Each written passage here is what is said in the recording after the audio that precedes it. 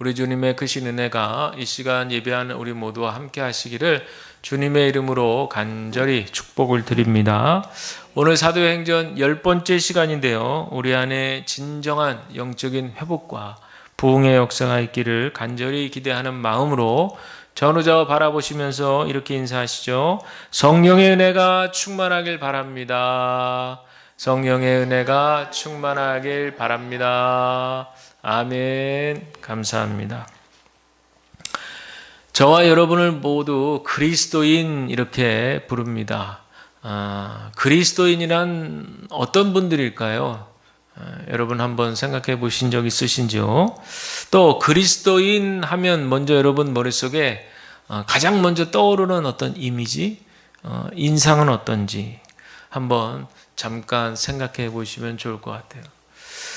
제가 지금보다 더 어렸을 때가 떠오르는데요. 제가 20대 청년 시절이었는데 그때 제가 교회 학교 교사를 했었어요. 그래서 청소년들 또 어린이들 이렇게 상대하면서 같이 교제하고 하나님 말씀을 나누고 했던 그런 때가 있었는데 아이가 이렇게 한 명 우리 반 아이가 결석을 했어요. 그러면 그때는 결석하면 주일날 끝나고 찾아가요. 왜냐하면 다 대부분은 그 근처 애들 살기 때문에 찾아가기도 쉽고 옛날에는 학교에서도 그랬잖아요. 결석하면 선생님이 이렇게 집에도 방문하시고 정말 오래전 일이네요. 그랬는데 저도 이제 그때 찾아갔어요. 찾아갔는데 찾아가서 보니까 그 아이의 가정 형편을 알게 된 거예요. 가서 보니까 이제 두 형제인데 이 아이하고 이제 동생 두 형제인데 엄마 아빠는 진즉에 이혼을 하시고 그리고 이제 할머니하고 아빠하고 그렇게 형제가 사는데 아빠는 일 때문에 다른 지방에 이렇게 출타를 나가면 몇 주고 몇 달이고 집에 이렇게 못 오시는 거예요. 그러니까 결국에는 할머니가 이 형제를 이렇게 먹이시고 재우시고 키우는 이제 그런 할머니도 보니까 굉장히 노쇠하시는데 근데 그때 딱 집을 가서 보니까 그 아이의 가정 형편을 그래서 알게 된 거예요. 이 아이가 그 당시 삐쩍 말랐었거든요. 그러니까 짐작이 가는 거죠. 먹는 것도 부실하고 아무래도 그런 것들을 이렇게 보면서 저하고는 이제 너무나 다른 환경에서 그 당시 자라고 있는 그 아이를 보면서 제가 이제 마음이 좀 많이 아팠던 아마도 그게 계기가 되었는지 제가 그 아이를 따로 시간을 내서 저희 집에다가 불러다가 수학을 좀 가르쳤던 그랬던 기억이 있어요. 요즘으로 치면 재능 기부라고 말할 수 있는데 재능까지는 아니고 어쨌든 그렇게 좀 부진한 학습 과목 이런 것들을 좀 제가 가르쳐줬던 그때 그 마음이 그 가정 형편을 보면서 마음이 자연스럽게 그렇게 도와주고 싶다 그런 생각이 들었던 것 같습니다. 제가 오늘 왜 서두에 이런 말씀 드리고 시작하냐면 그리스도인은 어떤 사람들일까 생각해 보면 성경에서 말하는 그리스도인들은 생명 살리는 일에 앞장서는 사람이다. 우리 예수 생명, 우리가 예수님의 십자가 생명 은혜로 다 구원함의 은총을 얻었잖아요. 그러니까 우리가 받은 바 은혜와 사랑이 커서 그 은혜로 또 다른 사람들 아직 예수님을 모르는 많은 이웃들에게 어떠한 형식이든지 간에 예수 생명 사랑을 전하는 또 아낌없이 베푸는 어떤 그런 삶을 살아가는 것이 그게 바로 그리스도인들의 역할이 아닌가 그런 생각이 들었어요.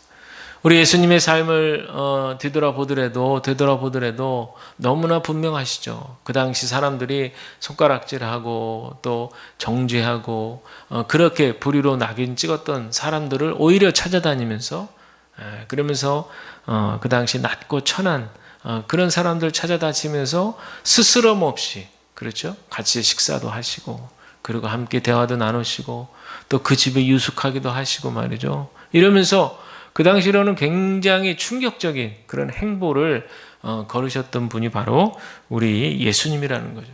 그래서 저는 예수님의 삶을 이렇게 보면서 느끼는 것은 그렇다. 우리 그리스도인들이 예수님께서 살아오신 삶을 쫓아가는 제자의 삶이라고 한다면 우리들의 삶은 전에도 한번 말씀드렸지만 작은 오솔길을 내는 사람들이 아닌가. 길이 없는 그런 산속에서 또 다른 사람들을 위해서 많은 발에 밟혀당하면서 그러면서 작은 없던 길이 만들어지는 길을 내는 사람. 바로 우리 예수님이 바로 그런 진리의 길을 내셨던 분 아니겠어요? 그런 분을 쫓아서 우리도 그 길을 쫓아서 또 다른 진리로 가는 그 길을 따라서 가는 그런 어떤 삶을 우리가 살아야 되지 않는가 그런 생각을 합니다. 우리가 사도행전을 계속해서 읽어나가고 있는데요. 사도행전을 보면 계속해서 살리는 이야기가 계속 나오죠. 평생을 안진뱅이로 살았던 사람 얼마나 답답했겠어요. 한 40여 년 그렇게 안진뱅이였던 사람도 나사렛 예수의 이름으로 일으켜 세웠어요. 또 여러 가지 사도들이 기적을 일으키고 기사를 일으키고 이적을 일으키고 말이죠. 병자를 고치고 귀신 들렸던 자들을 예수의 이름으로 다 치유함을 얻게 했어요. 그러니까 이런 일들의 공통점은 뭐겠어요? 생명이 꺼져가는 생명. 불도 촛불도 거의 막 다 초가 타가지고 말이죠. 심지도 다 이제 타 들어가서 거의 불꽃이 그냥 짜작짜작거리면서 이제 꺼져가려고 하는 그런 어떤 상황에서 다시금 불이 확 피어오르게 해주는 거죠. 그런 어떤 사명과 역할. 그래서 저는 하나님의 주된 관심사는 뭔가 바로 생명 살리는 일이다. 이렇게 저는 정리를 좀 해보고 싶습니다. 오늘 본문이 포함된 이 5장의 내용에도 보면요. 복음을 전하다가 사도들이 감옥에 갇히게 되는데 어찌된 일인지 주의 사자가 나타나서 이 옥문을 다 열어주고 사도들이 태연하게 걸어 나오게 되는 것이죠. 또 오늘 읽으신 바로 그 본문 부분을 오늘 좀 더 특화해서 말씀을 드리는데 특이할 만한 것이죠. 그 당시 유대인들 중에서 존경 많은 사람들, 부류들이 이제 랍비들이잖아요. 랍비들. 율법을 가르치는 랍비들인데 그 당시에 정말 모든 유대인들 중에 정신적인 지주라고 말할 수 있는 사람이죠. 모든 사람들이 우러러보고 존경하는 인물이에요. 바로 누구예요? 가말리엘이라고 하는 사람이에요.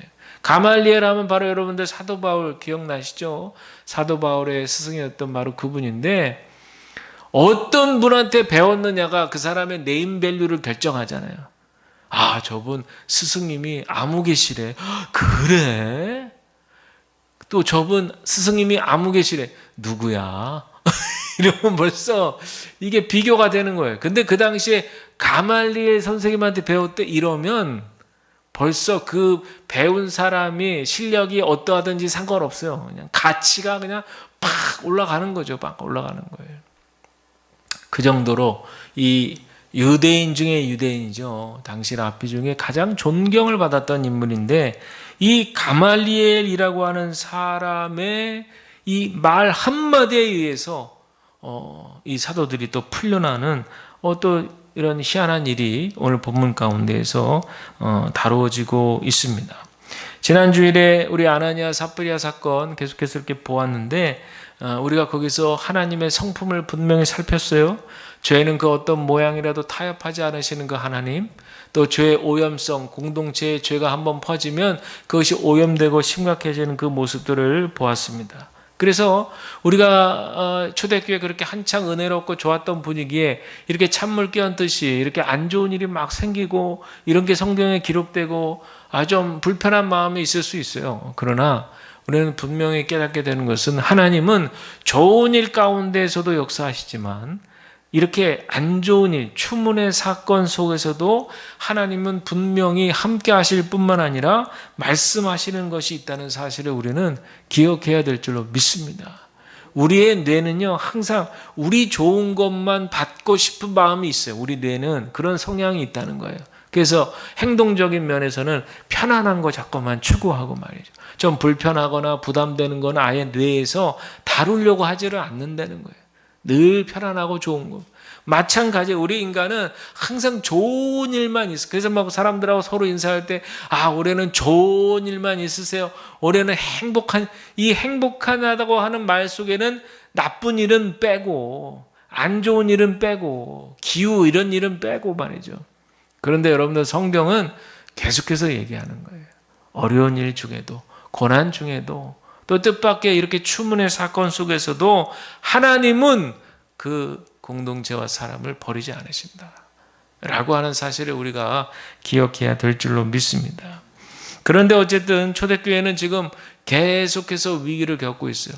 그때 아나니아 삽비론 사건이 있을 때 그렇게 위기를 겪었는데 심판이 끝나고 더 사도들의 그런 가르침에 많은 사람들이 주께로 돌아오는 또 좋은 일이 또 생기는데 또 시간이 지나면서 계속해서 위기 연속이에요.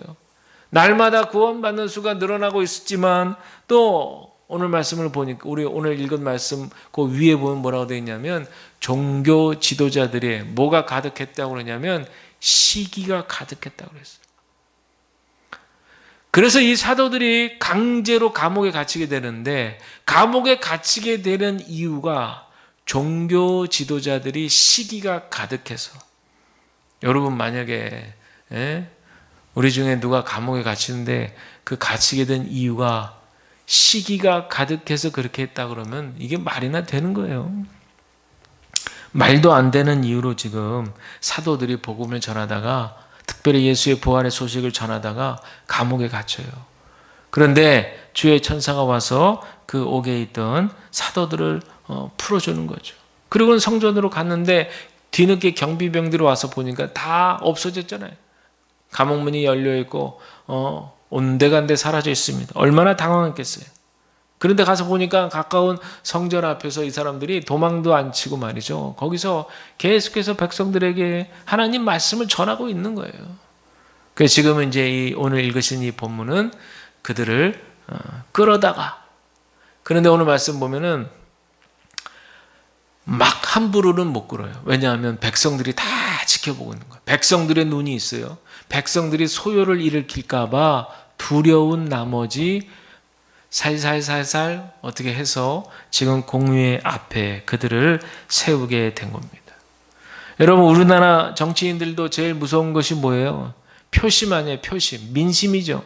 국민들이 나를 찍어줘야 되는 거 아니에요. 지금 이제 다음 달에 총선인데 아무리 잘났으면 뭐예요. 국민들이 표 안 찍어주면 당선 안 되면 아무것도 아니게 되는 거 아니겠어요? 그래가지고 국회의원 되려고 얼마나들 민심 표심 얻으려고 그렇게 안간힘을 쏟는지 몰라요. 그 당시에 종교자 지도자들은 지금 이 국회의원들보다 더하면 더했지 덜할 게 없었어요. 왜냐? 종교 지도자들은 더 높은 그런 윤리적 기준 위에 서 있기 때문에 그래요. 그러니까 그 기준을 충족시키고 만족시켜야 되는 사람들이기 때문에 민심을 얻으려면 보통 노력을 하지 않고서는 어려운 거죠. 여러분 사실 종교 지도자 하시면 저를 포함해서 종교 지도자들이 신뢰를 얻으려면 언제입니까? 그 모습이 욕심이 없어야 돼요. 사심이 없어야 돼요. 얼굴에 그냥 욕심이 가득해가지고 말이죠. 뭔가 이렇게 속이 그냥 불투명하게 보이고 깨끗해 보이지 않고, 만약에 저 안에서 그런 모습이 보이면은 금방 아마 표가 날 거예요. 그러니까 종교 지도자들 또 지금으로 치면 이렇게 목회하는 사람들, 하여튼 성직에 있다고 하는 사람들은 하여튼 우리 다 마찬가지지만 우리 성도들도 다 그런 삶을 살아가야지만 특별하게 더 날마다 말씀에 자기 자신을 비추면서 기도하면서 하나님 옳은 것과 그른 것을 구별할 수 있는 지혜를 주시고, 욕심이라고 생각하면 버릴 수 있는 용기를 주시고, 믿음을 주시고, 세상 것을 쫓지 않고 오직 하나님만을 바라볼 수 있는 그런 은혜를 허락하여 주시옵소서. 저는 그런 면에서 얼마나 감사한가 그런 생각을 하고 또 하게 됩니다. 여러분들 또 우리 모두가 다 마찬가지지만 세상에서 교회를 볼 때, 교회를 칭찬하고 박수치었을 때는 바로 이런 모습이었을 때인 거예요. 사심 없고 욕심 없고 그런 어떤 교회의 모습. 반대로 세상의 교회를 손가락질 할 때는 온통 교회가 욕심 덩어리로 덕지덕지 붙어가지고 말이죠. 그런 사심 가득한 그런 모습이 만약에 세상에 비춰지면 세상은 그야말로 손절이죠, 손절. 절교하는 거예요, 절교. 어제도 우리 지방의 후배 목사님들 찾아와서 같이 얘기하는데 한 목사님한테 제가 근황을 물으면서 요즘 교회 어때? 이렇게 물으니까 어려운 거죠. 다니시던 할머니 한 분 계셨는데 어느 날 또 갑자기 다른 교회로 그렇게 가시더래요. 그러면서 지금은 이제 젊은 청년 한 명만 남아 있는데 그 교회도 또 이제 월세 교회인데 아직까지는 뭐 별탈 없지만 개척하고 지금까지 또 감사하게도 집주인이 월세를 올리질 않아서 그냥 그 초기 때 계약 맺은 가격 그대로 계속 월세를 내고 있는데 언제 어느 때 월세를 올리게 할지 또 좀 다른 데로 이사 갔으면 좋겠다 이런 말을 들을지는 그건 아무도 장담을 못 한다는 거예요. 그러니까 그 얘기를 들으면서 드는 생각이 두려움과 불안함이 있겠구나 그런 생각이 들었어요. 우리 지방에 한 17개나 되는 교회들이 다 이런 비전 교회들인데 다 비슷한 이런 두려움과 불안 속에 있는 거예요. 그런데도 불구하고 예수 생명을 전해야 되는 사명들을 그 가운데서도 감당하고 있는 거죠. 특별히 코로나 이후에 본질에도 추구해야 된다 이제 이런 말들을 한 거거든요. 그러니까 이런 경제적인 어려운 상황에서 그것을 극복하면서 본질을 추구하고 하나님의 말씀을 담대하게 전해야 되는 것이 자꾸의 지금 우리 시대의 교회들의 많은 교회들의 현실이다라는 거예요. 오늘 본문의 내용을 한번 살펴보면요. 지금 대제사장 앞에 선 베드로와 사도들인데 얼마나 두려웠을까 생각하는 거예요. 얼마나 두려웠을까. 그냥 그 공의원들 한 70여 명 되는 공의원들 눈이 그러니까 2개씩이니까 140개의 눈이 막 자기네들을 막 이렇게 쪼려보고 있을 거 아니에요. 사내들인 공회 회원들이 그러면서 그냥 하여튼 그냥 책 잡아가지고 어떻게든 그냥 죄를 그냥 콱 물어가지고 그렇게 해서 감옥에 더 그냥 확 쳐놓으려고 그냥 하여튼 그냥 쌍심지를 키고 막 그러면서 신문을 할 텐데 그런데도 베드로와 사도들은 성령이 충만해가지고 말이죠. 그래가지고 당당하게 담대하게 그 앞에서 이야기하는 모습들이 오늘 말씀에 쫙 나와 있는 거죠.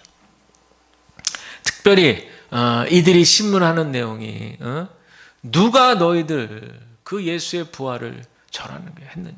그리고 자꾸만 너네들 우리가 예수를 십자가 달려 죽게 했다고 그러는데 무슨 근거로 그런 얘기를 하느냐. 막 이런 내용들을 막 신문하는 것이죠. 그리고 다시는 예수의 옛자도 이제 제 식대로 얘기하면 꺼내지 말라는 건데 여기서 베드로가 담대하게 얘기하는 거죠. 당신 말을 듣겠소. 내가 하나님 말씀을 듣겠소. 대제사장 앞에서 당시의 대제사장은요 지금의 이런 종교 지도자 급이 아니잖아요. 그 당시에는 정치와 연결이 되어 있기 때문에 권력가 중에 최고의 권력가예요. 근데 그 앞에서 당당하고 담대하게 내가 당신의 말을 들으랴. 하나님의 말씀에 순종하랴. 저와 여러분 같으면 여러분 어떻게 하시겠어요? 예? 우리 안에 우리의 힘으로 그렇게 되는 것이 아니라 우리가 성령을 추구하면서 우리와 동행하시는 하나님께 믿음으로 나아갈 때 우리에게도 이런 담대함이 허락되는 줄로 믿습니다. 그런데 오늘 말씀, 특별히 오늘 본문에 읽은 부분이 조금 더 스페셜한 것 같아요. 앞서도 말씀드렸지만 가말리엘이라고 하는 존경 많은 유대인이 하면서 딱 고개를 들고 뭔가 이렇게 말을 하려고 입을 벌리는 순간 많은 사람들의 눈이 이목이 집중되는 거죠. 그때 그 사람들의 마음속에는 어떤 생각이 들었냐면 이제 끝났다. 이제 저자들은 끝이야. 이제 우리가 존경하고 신뢰하는 저 스승께서 한 말씀 하시면 저 예수의 제자들은 이제 다 사형 당하든지 왜냐하면 그 정도로 저분의 말 속에는 우리 편에서 뭔가 신뢰할 만한 이야기를 할 것이라고 자신을 하는 거죠. 그런데 오늘 말씀을 보니까 모든 공의원들의 예상을 완전히 깨트리는 그런 말씀을 하시죠. 35절 한번 눈으로 보시면 이렇게 나와요.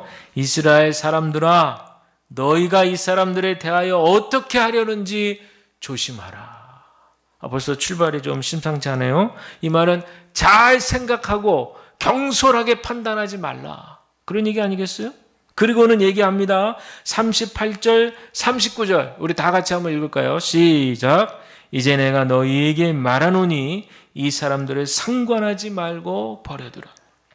이 사상과 이 소행이 사람으로부터 났으면 무너질 것이요, 만일 하나님께로부터 났으면 너희가 그들을 무너뜨릴 수 없겠고 도리어 하나님을 대적하는 자가 될까 하노라 하면서 드다와 갈릴리, 유다 이 두 사람을 신뢰로 들었어요.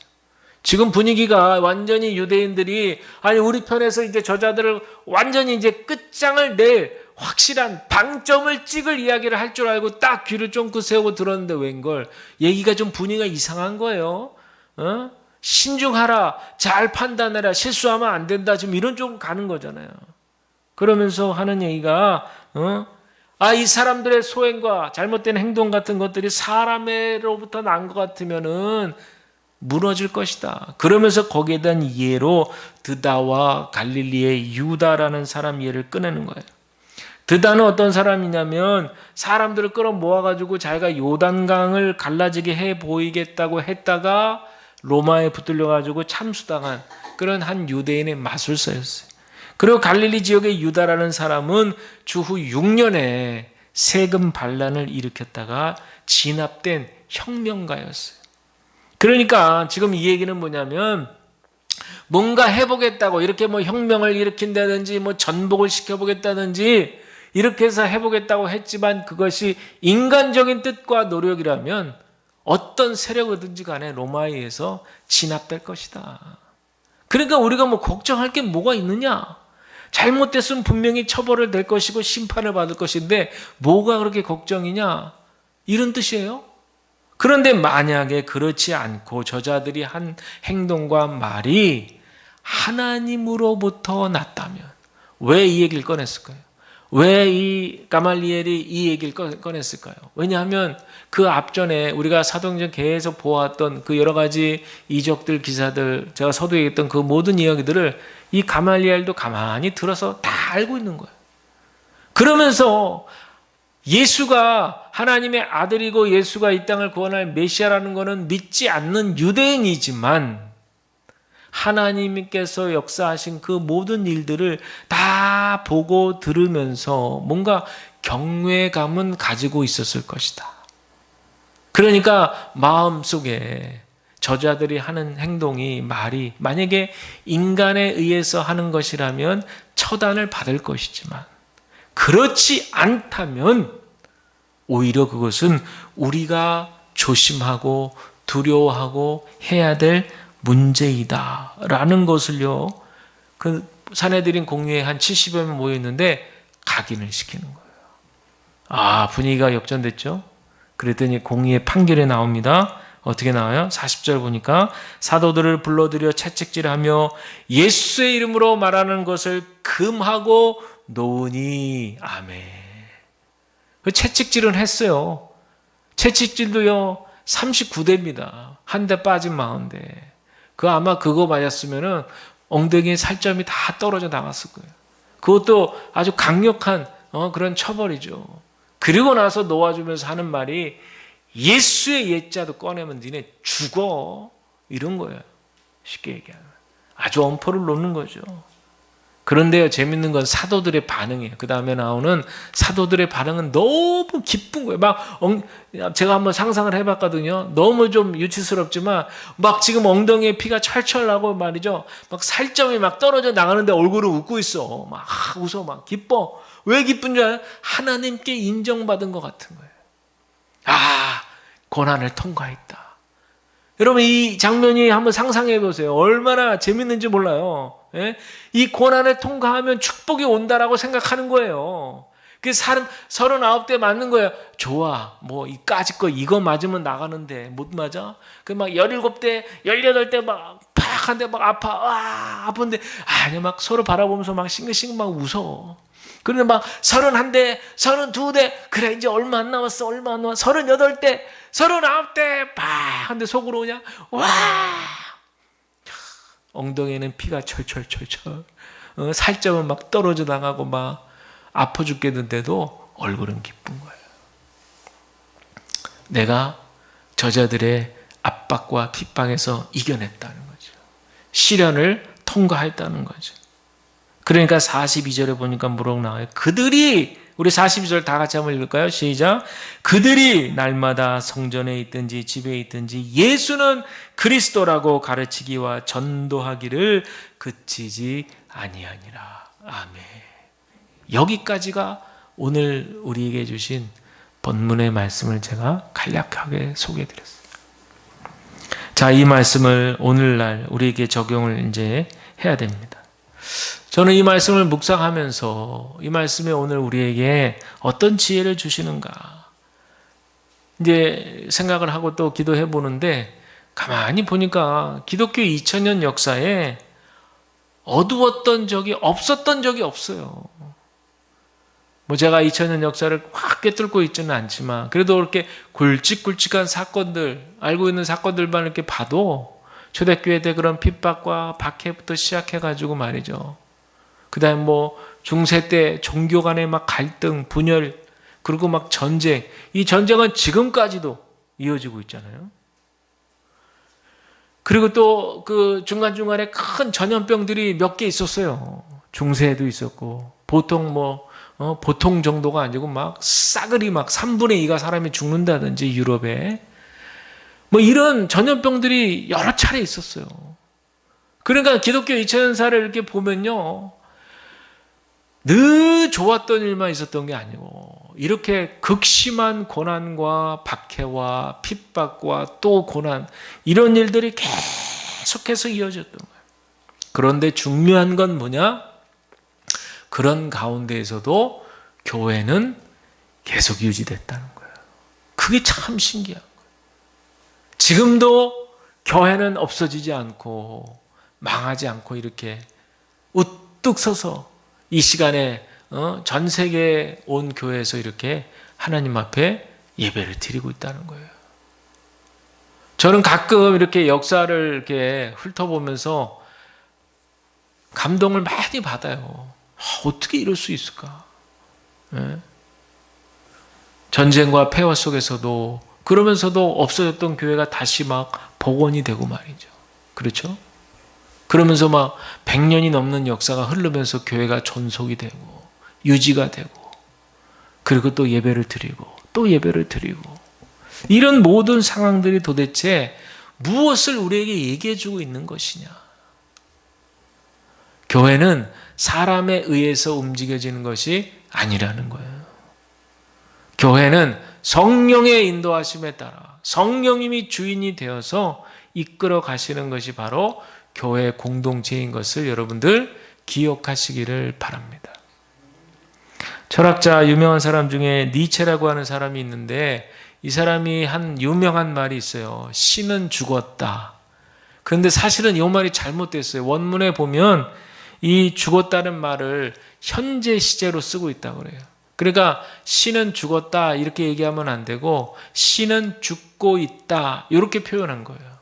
근데 이제 사람들이요, 신은 죽었다 이 말만 들으면 아, 니체라는 사람이 무신론자인가 보다. 그래가지고 이렇게 비판적으로 기독교를 비판하려고 저렇게 얘기하나 보다라고 하지만 사실은 니체의 집안에는 목사가 8명이나 될 정도로 기독교 집안이에요. 기독교 집안. 그렇기 때문에 이 니체가 이 원문대로 신은 죽고 있다 이렇게 한 말의 의미는 뭐냐? 그 당시 교회의 모습들이 앞서도 말씀드린 대로 욕심 없이 사심 없이 그렇게 하나님의 축복의 통로로 사용되어지지 않고 세상에서 볼 때 탐욕적이고 그렇게 욕망 가득한 모습으로 세상의 아름다운 모습을 보이고 있지 않는 그 교회들의 모습을 꼬집어서 그렇게 표현했던 말이 그게 바로 신은 지금 죽고 있다. 이렇게 표현한 것을 여러분들 이해를 하시면 좋을 것 같아요.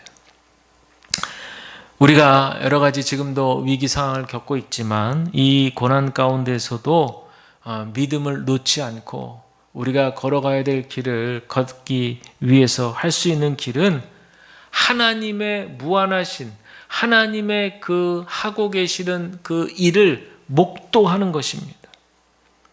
하나님께서 구약의 이스라엘 역사, 광대한 이스라엘 역사를 통해서 세우신 여러 선지자들을 통해서 하셨던 일들도 있고 말이죠. 가령 예레미야를 통해서 이스라엘이 멸망되는 것을 예언하게 하셨던 하나님, 눈물의 선지자가 되게 하셨던 하나님. 그러나 그 구원의 역사 가운데에서 그 아픈 일들을 뒤로하고 또 회복시켜 주시는 그 하나님의 역사들. 이렇게 우리 인간의 머리로는 이해가 되지 않는데 역사 가운데 하나님께서 일하고 계셨던 그 하나님의 사역의 현장들을 우리가 집중해서 목도하게 된다면 우리 안에 불안하고 두려웠던 마음들도 이렇게 광대한 거대한 역사의 수레바퀴 속에서 일하시는 하나님을 바라보고 의지할 수만 있다면 우리에게도 그 믿음으로 담대하게 나아가게 될 줄로 믿습니다. 그것이 바로 우리에게 주시는 하나님의 지혜래요. 우리가 사도행전에 이 일이 지금 똑같이 벌어지지는 않고 있잖아요. 그러니까 그 일을 그대로 우리에게 적용할 수는 없지만 그 안에서 담겨져 있는 그 하나님의 원리, 그 말씀의 원리, 하나님의 은혜를 우리가 지금 이 시대로 경험해 볼 수 있습니다.